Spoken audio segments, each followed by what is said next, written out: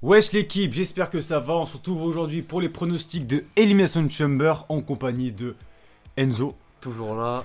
Donc voilà, qui aura lieu dans la nuit du 18 au 19 février. Alors oui, les dernières fois on filmait, mais là, vu qu'on a des galères d'éclairage et faute de temps, on va pas filmer, on va juste parler comme ça les gars. Donc voilà, donc on va commencer directement, on va pas perdre de temps. Premier match, Bobby Lashley contre Brock Lesnar. Un match poids lourd de deux anciens combattants MMA. Les anciens, exact. Faut le rappeler. Et en vrai, l'histoire elle vient un peu comme ça, genre de. Ça avait commencé il y a un an direct avec autour du titre de la WWE, mais bon, ça s'était vite éclipsé parce que c'était en fait juste pour mettre le titre sur l'épaule de Lesnar et qu'il affronte Roman Reigns, champion contre champion. Donc là, on a repris un petit peu. Et franchement, déjà c'est cool déjà qu'on ait la chance de voir Brock Lesnar en weekly, genre à Raw chaque semaine. Et franchement, ça aurait été impensable il y a quelques temps ça. Alors moi, idéalement, j'aimerais beaucoup voir Bobby Lashley gagner. Mais c'est vrai que je vois pas les... Ah, tu vois. Ou alors c'est pour créer une grosse rivalité pour WrestleMania. Non, parce que moi, WrestleMania, je vois même pas ce match-là. WrestleMania, moi, Lesnar, je le vois affronter Gunther. Mais bon, ça, c'est encore un débat parallèle. Donc, C'est pas mal ça. ouais, il y a pour moi, Gunther, de toute façon, aura soit deux matchs. Il y aura soit contre Brock Lesnar, en 1 contre 1, ou alors il perd, ou alors il garde son titre intercontinental, parce qu'on sait pas, à tout moment, il va le perdre dans les semaines qui arrivent. Et s'il est encore champion, ce sera un triple threat. Triple menace avec Drew McIntyre et Sheamus. C'était les dernières rumeurs qui sont sorties, mais bon. Pour revenir du coup au match Brock Lesnar, Bobby Lashley, je verrais bien Bobby Lashley gagner. Et du coup, ouais, ça dure depuis quelques temps, mais je pense, moi franchement, idéalement, je verrais vraiment Bobby Lashley gagner. Ouais. Mais moi, après, moi je verrais plus un Lesnar des grands soirs, moi. Mais le truc, c'est. Ouais, après, je me dis, Lesnar, c'est un peu. Ouais, en fait, j'ai. Moi je verrais bien Lesnar des grands soirs et après, genre, tu fais une belle rivalité entre deux bonhommes, deux combattants, tu vois. À voir. Mais j'aimerais bien un grand Lesnar, moi, personnellement, parce que Bobby Lashley, c'est très bien, mais je vois gagner plus tard, en fait.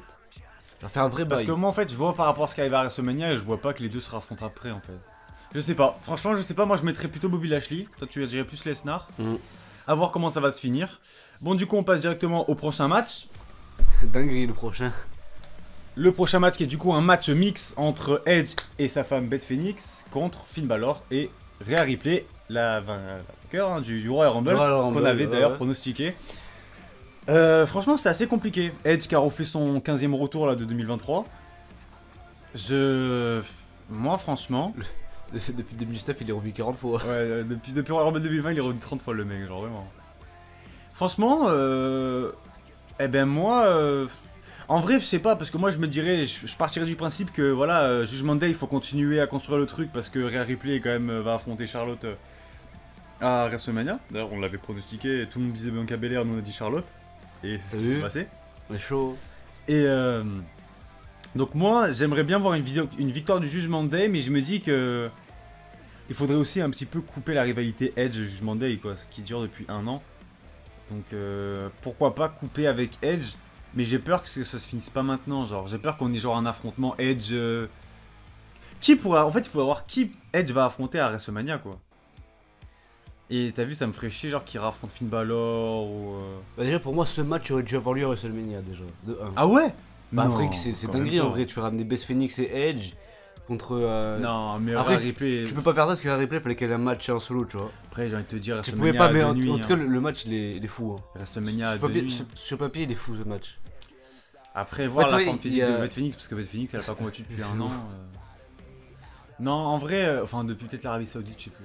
Moi franchement je verrais bien en fait, moi j'aimerais je partirais sur une victoire du Judgment Day. Mais si c'est pour mettre fin à la rivalité, je préférerais voir Edge gagner. Donc je vais quand même, franchement je pense que je vais mettre Edge vainqueur avec Beth Phoenix. Parce que si tu ramènes Beth Phoenix et tout... Et j'irais même parce qu'en fait il y a deux options, genre il y a l'option ne pas casser le Judgment Day maintenant. Genre faire une grosse victoire pour Rhea Ripley et Finn Balor. Je pense que je Pour vraiment hype et tout. Mais t'as aussi le fait de niquer la rivalité avec Edge. Et le truc c'est que Edge, pendant 9 ans était blessé, il est revenu.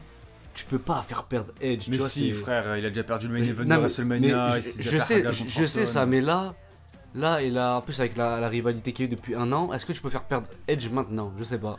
Ouais, après je me demandais, je pense que même s'ils perdraient, ils vont pas être éclipsés parce que...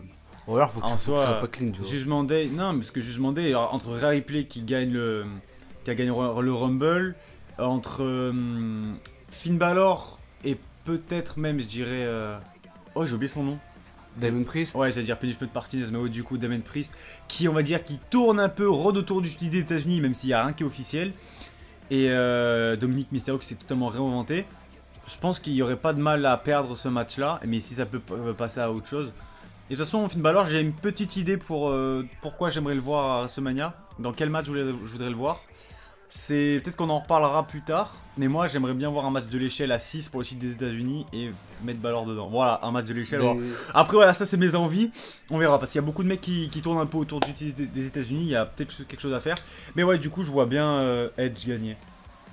On part sur victoire de Edge. Même moi, je dirais victoire de Edge. Ouais, Pareil. coup, Après, ça dépend s'il y a des interventions, Dominique, des ouais, c'est toujours ça, mais t'as vu. Non, je pense que. En vrai, je pense que pour WrestleMania, on va avoir un Dominique Rey Mysterio. Ce serait incroyable. Non, mais je pense que c'est logique, hein, c'est la suite logique. Bah, si le daron veut hyper le fils, c'est ce qu'il faut faire. Ouais, en mode passage de flambeau, on va dire ça comme ça, mais Parce qu'en plus, on le fait pas traditionnellement, quoi. Je sais pas si t'as vu les rumeurs, mais genre apparemment il y a vraiment une rumeur.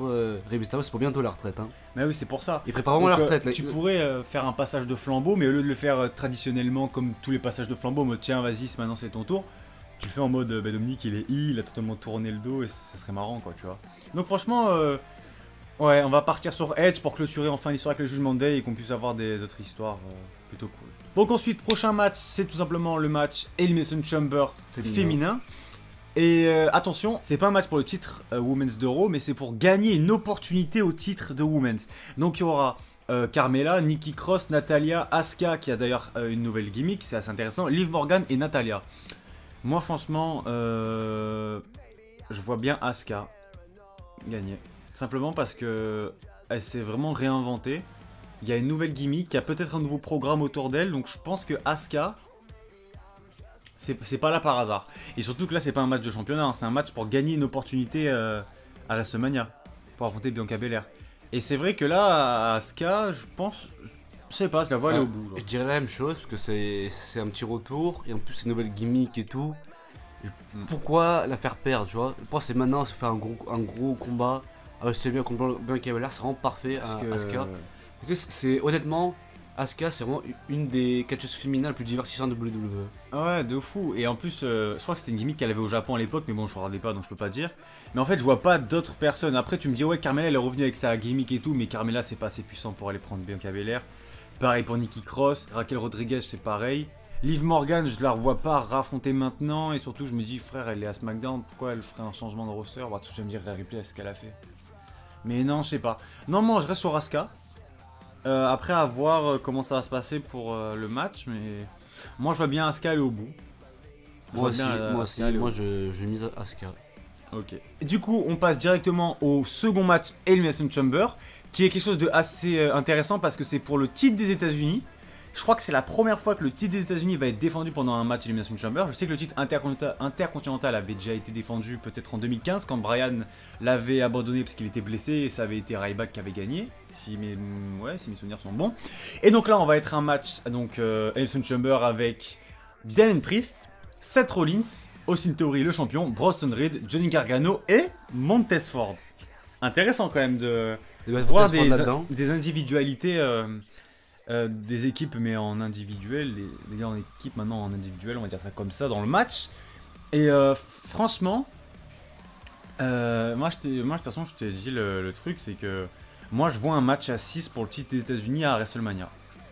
Mais je vois aussi Austin Theory affronter en 1 contre 1 John Cena à WrestleMania. Et pas pour le titre des États-Unis. Bro. Parce que John Cena va pas gagner un titre des États-Unis à l'heure actuelle, ça sert plus à rien. Il sert plus à rien parce qu'il sera pas là pour le défendre et voilà, John Cena a un emploi du temps trop chargé pour revenir chaque semaine à Raw. Donc je pense il serait peut-être capable à faire perdre le titre d'Austin Theory ce soir-là, mais au profit de qui, je sais pas. Et c'est pour ça, moi dans ma tête, on pourrait dire bah, Judgment Day, Damian Priest. On pourrait aussi continuer la consécration et récompenser Seth Rollins. Surtout que Rollins, si je dis pas de conneries, ça fait un bail qu'il a pas eu de titre. Hein. Bah non, il a été champion il y a 3 mois je crois. Là je parle en solo. Ouais, 3-4 mois. C'est WWE alors, je pense WWE. Ouais, titre mondial. Ça, à vie, ça. Titre mondial, ça fait peut-être depuis 2019. Mais oui, titre États-Unis, il l'a gagné il y a pas très longtemps. Je crois que c'était pour c'était l'anniversaire de la DX ou l'anniversaire de Raw, je sais plus quoi, là, à Brooklyn, là, je m'en souviens. Quand il y a eu Karl Anderson et Luke Gallows qui sont revenus. Et après, il y a Montez Ford. Je me dis, qu'est-ce qu'il fout? Pourquoi il est là? Qu'est-ce qu'il fout là? Donc je me dis, Il ou Angelo? tu vois, bah en fait, je crois qu'il s'est pas qualifié pendant son match, je crois que c'est ça le truc. Ouais, Mais j'ai après, pourquoi Montesford? Et du coup, je me dis, attends, pourquoi Montesford est dans ce match-là, tu vois? Il y a plein de possibilités, surtout en fait là, donc franchement, on va te dire ça. Le choix de la raison, je dirais Seth Rollins. Tout simplement parce que j'ai l'idée du programme entre Theory et Cena pour WrestleMania. Seth Rollins le mérite. Après, le choix du cœur, je dirais Johnny Gargano. Non. Tout est possible, mon gars, c'est l'Elimination Chamber, tout est possible. Là, il y a Johnny Wrestling. Johnny Wrestling, Johnny Takeover. Ouais, je dirais. Je suis d'accord avec toi pour Shintori. Avec qu'il perd son titre ce soir, en plus pour un match à 6, ce serait pas le décrédibilisé, tu vois. Ouais, c'est pour ça. Il y aurait cette Rollins, que le personnage et tout, cette Rollins champion ou quelque chose. Mais il y a aussi peut-être Damien Priest. C'est pour ça, en fait, on Je- sait je pas t'aime pour- où ils veulent aller avec le. Je pense que le résultat du match entre Edge, Beth Phoenix et Finn Balor, Rhea Ripley va peut-être influencer sur celui-là. Donc, franchement, moi je vais partir sur Seth Rollins, mais je vais pas te mytho, tout est possible. Parce qu'à tout moment, Théorie conserve et dans 2 semaines il perd le titre, tu vois. On sait pas ce qui peut se passer. Donc, moi je vais rester sur Seth Rollins. Je vais rester sur Seth Row. Après, à voir. Voilà, on sait pas comment ça va se passer. Moi je dirais, ouais, soit l'un soit l'autre. Hein. Moi je vais rester sur Seth Rollins. Ouais, si je dois dire un seul, je dirais Damien Priest quand même. Damon Priest, ouais. Parce que je vois vraiment le jugement de Dave, c'est le moment de les faire péter, tu vois. Après, il y a vraiment Rollins, vraiment c'est fortement possible, ça m'étonnerait vraiment pas. Et imagine en fait, on va à contre-courant, on change la tendance, on change la culture comme dirait CM Punk. Et en fait, à la tête de la faction, bah, c'est Rhea Ripley qui est à la tête de la faction avec la ceinture. Ce serait pas genre un contre-temps genre... et en vrai ça serait cool, donc je sais pas. Franchement je sais pas avec le jugement de Day, mais franchement... c'est possible que Damon Priest gagne et c'est pour ça peut-être qu'il est dans le match aussi, donc voilà. Et après il y a des mecs que je vois pas gagner comme Bronson Reed avec tout le respect. Ouais, il se met sur le banc quoi. Il est sympa, mais Il est sympa mais voilà. Donc on va directement passer au dernier match. le main event. Le main Et event. quel main event Et là d'ailleurs. mec, des fois quand les étoiles s'alignent dans les histoires, c'est incroyable. Sami Zayn affronte tout simplement Roman Reigns, le champion incontesté. Voilà, la fin de la Bloodline. Là, en ce moment, c'est tellement bien écrit, les gars. Vraiment, c'est une histoire tellement bien écrite. On peut pas tout résumer là, derrière un micro, tellement que c'est incroyable. L'écriture, la finesse avec les références, les easter eggs qu'ils mettent dedans, on va dire ça comme ça. C'est magnifique. Et en plus, là, ce qui est incroyable, c'est qu'Elimination Chamber va se passer à Montréal, au Québec, chez Sami Zayn. Chez Sami Zayn. Et moi, je vais te dire un truc. Là, les étoiles s'alignent pour que Sami Zayn fasse un truc. Et on commence à penser que Sami Zayn va pouvoir faire un truc. Mais le machin, c'est que je le vois pas gagner ce soir. Pour un détail près, je le vois pas gagner ce soir. Je vais t'expliquer pourquoi. Parce que moi, déjà, il y avait des rumeurs comme quoi, il y a quelques temps, la WWE réfléchissait à séparer les 2 ceintures. Donc voilà. Et moi, je pars toujours sur ce principe-là. Roman Reigns a 2 titres. Roman Reigns a 2 adversaires en ce moment. Et WrestleMania a 2 nuits. Donnez-nous 2 matchs. Oh, doucement. Hein. Bah si, nuit 1 et nuit 2, frère. Je te jure que c'est possible. Bah, pour Roman Reigns, frère. Mais alors, de toute façon, après, il pourra se barrer et prendre des repos qu'il a bien mérité. Si pendant 6 mois on le voit plus. Ce que je veux dire, faire 2 combats pour 2 titres, 2 nuits différentes, Zeb, le deuxième. Seth Rollins l'a fait le même soir, gros. Le deuxième nuit force, hein. Seth Rollins l'a fait le même soir d'affilée. Hein. Ah oui, mais ça je sais, mais bon. Tu vois, et contre John Cena et après c'est contre Sting. Le League of Champions 2015. Et du coup, je me dis, je vois bien genre Roman Reigns qui gagne un peu d'une manière litigieuse à la Roman Reigns, j'ai envie de te dire quoi. Et du coup, genre Sami Zayn qui dit ouais, je veux une revanche et tout. Et finalement, on se retrouve avec un Roman Reigns Sami Zayn à WrestleMania et un Roman Reigns Cody Rhodes. Parce que je suis désolé, je vois pas la WWE faire perdre les 2 ceintures à Roman Reigns juste avant WrestleMania. Tu vas perdre les 2. Mais si, là c'est pour les 2 ceintures là. Pour le 2 entière. Mais c'est pour ça que je dis ça. Je crois que c'était que pour l'universel. Ah non, c'est pour les 2. Ouais, je suis perdu, autant pour moi. C'est pour ça. Ah là, ouais, là. Plus, avec tout le respect pour Sami Zayn, il doit faire double champion, double. Je sais que on peut lui donner une ceinture, mais lui donner les 2 ceintures. Avec tout le respect, hein. C'est pour ça. Je me dis, attends, Roman Reigns, il a 2 ceintures. Ou alors, il a 2 adversaires, les gars. Il y a une intervention de Jey Uso, c'est des bails comme ça. Ouais, mais en fait, c'est pour ça, moi, franchement, là, je vais voir Roman Reigns gagner, mais juste pour ce soir-là. Et que là, ça va faire vraiment polémique de ouf, en mode, ouais, Roman Reigns qui gagne à Montréal et tout, dinguerie. Et franchement, Sami Zayn va pouvoir aller au bout, hein, comme Daniel Bryan avait pu le faire en 2014, comme Kofi Kingston a pu le faire en 2019.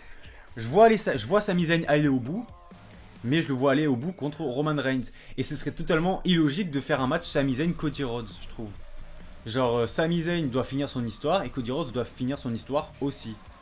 Tu vois, et si elles se finissent à WrestleMania. Il n'y a aucune logique, enfin tu vois, et je vois pas les deux s'affronter en fait. Je vois vraiment un match, et moi je suis persuadé depuis quelques mois qu'il y aura deux matchs, un pour le titre universel pour Sami Zayn et un pour le titre de la WWE pour Cody Rhodes. Voilà, moi je vois ça. Du coup là je vais voir Roman Reigns gagner, d'une manière genre disqualification, intervention de Solo Sikoa, de Jimmy Uso.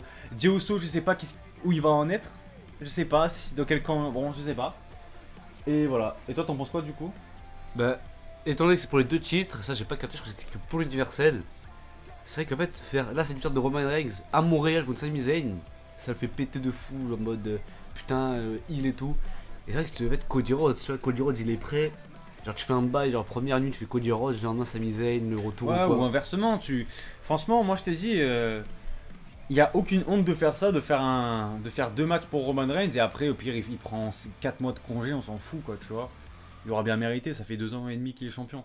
Donc voilà, moi je partirais sur ça, parce qu'en fait, on commence vraiment à se projeter pour WrestleMania, les gars. Hein. C'est pour ça qu'on commence à changer un peu les choix pour tout ça, et parce que WrestleMania ça arrive bientôt, hein, et il faut le prendre en compte. Donc moi je partirais sur une victoire de Roman Reigns en disqualification ou no contest, victoire à l'extérieur, je sais pas, pour qu'on ait un match revanche à WrestleMania pour le titre universel. Et du coup, ça laisserait Cody Rhodes libre pour le titre WWE. Bon, je vais exactement pareil, mais pas forcément clean, genre comme d'habitude. Ouais, ouais, voilà, un no contest ou disqualification, décompte à l'extérieur, une connerie comme ça, quoi. De la bloodline, quoi. Bon, voilà. Bon, ben, c'est tout. Hmm.